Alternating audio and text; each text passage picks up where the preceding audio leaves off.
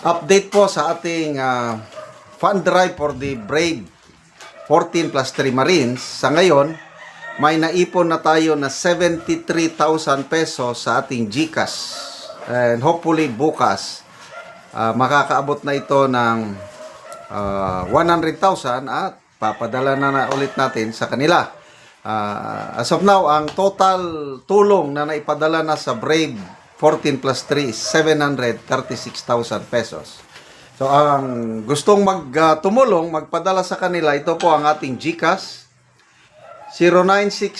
0966-265-8480. Ivan Henry Sibog ang pangalan. Kung nasa ibang bansa kayo magpadala, kailangan nyo ng city address, Cagayan de Oro City. Ang street is Barangay Patag. Magandang araw mga kaibigan.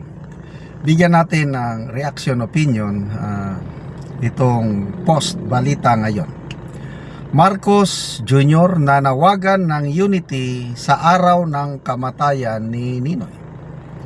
Sa paggunita ng ika-43rd anibersaryo ng pagkamatay ni dating Senator Benigno Ninoy Aquino Jr., nanawagan si Pangulong Ferdinand Marcos Jr. sa mga Pilipino na higit pang patatagin ang pagkakaisa ng bansa.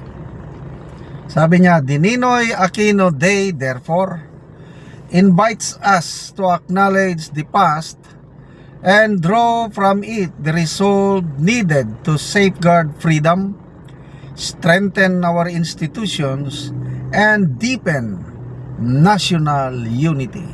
Sarap pakinggan, ano? Kaya lang, hanggang salita lang yan.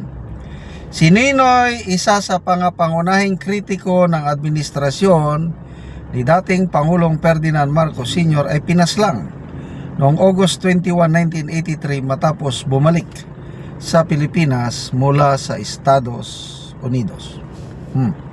So, kayo mga kaibigan, sangayon ba kayo sa panawagan ng Pangulo? Magkaisa tayo ngayong araw ng pagkamatay, anniversary ni Ninoy Aquino. Magkaisa na tayo. Sige, pwede siguro sa mga kakamping dilawan. Parang I don't know kasi hindi man ako dilawan. Pwede magkaisa kayo. To me, dapat sana magkaisa. Kasi a nation divided by itself cannot stand. Parang ganon, or a house divided by itself cannot stand. Ang ganda yung unity na nabuo nila ni BP Sara nung una. Kailan nung nangyari, siya rin ang dahilan, Pangulo rin ang dahilan kung bakit nag-break up sila ng Duterte family. Tapos ngayon mananawagan siya ng unity, parang imposible.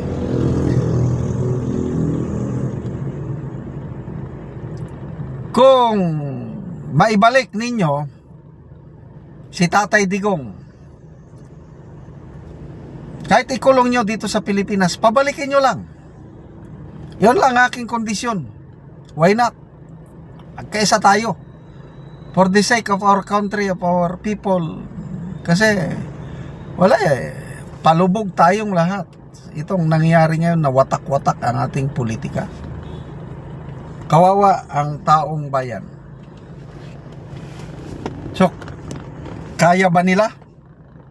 Kaya ba ng Pangulo na o gusto ba niyang pabalikin si Tatay Digong? Palagay ko imposible. No way, hindi na natin. Kung hindi nyo mapabalik ang aming Tatay Digong dito sa Pilipinas, kahit ikulong nyo pa, okay lang. Dito nyo litisin. Kung hindi nyo kayang gawin, pasensya na lang. Ako, mahirap makipag-unite sa isang leader na instead na i-work out niya ang unity, kailang ang ginagawa niya is, ayun, nagkawatak-watak tayo. Kasi kung hindi sana nila nila kinidnap si Tatay Digong, Green of Effort. Yung impeachment kay BP Sara, okay lang yan. Yung paninira kay BP Sara, okay lang yan. Parte ng politika yan. Kahit anong gawin nyo kay BP Sara, okay lang sa akin. Ang hindi ko matanggap, yung ginawa nila kay Tatay Digong. Kawawa yung ating Tatay Digong na alam ko yung hirap ng makulong eh. Kasi sinasabi ko nung kabataan ko pa, dahil hindi maganda ang paggabay sa akin, matigas ang ulo, nasubukan kong nakulong ng mga petty crimes. Mga isang araw, isang gabi man lang pagkakulong ko. Kasi minor de edad pa eh. Kaya alam ko kung anong pakiramdam ng makulong yung natulog sa kulungan.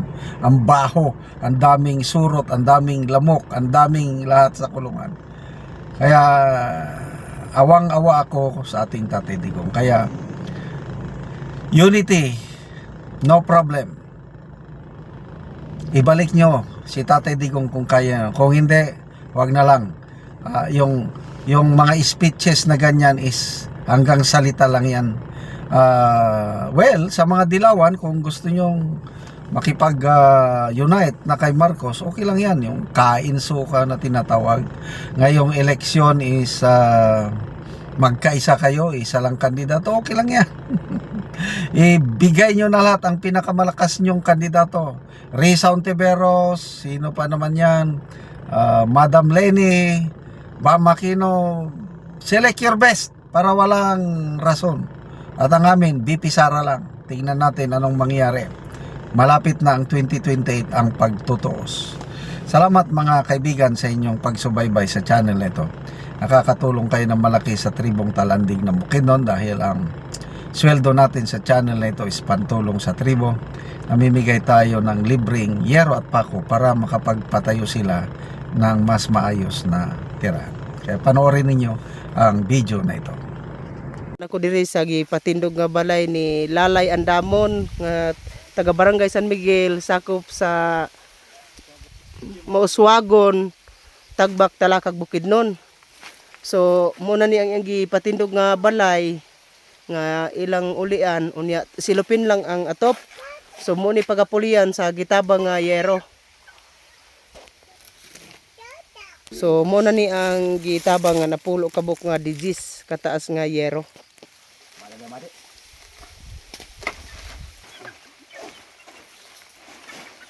Yan masalat talayong bay. Grabe.